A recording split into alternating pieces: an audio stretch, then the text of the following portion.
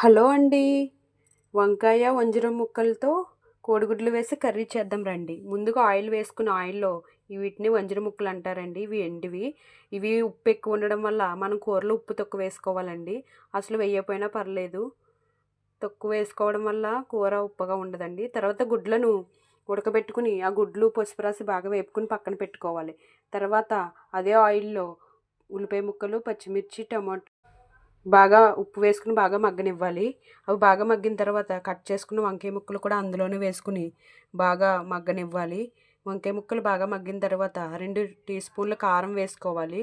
కారం వేసుకుని గట్టితో ఒకసారి కలిపెట్టుకుని తర్వాత అందులోని వాటర్ వేసుకోవాలి.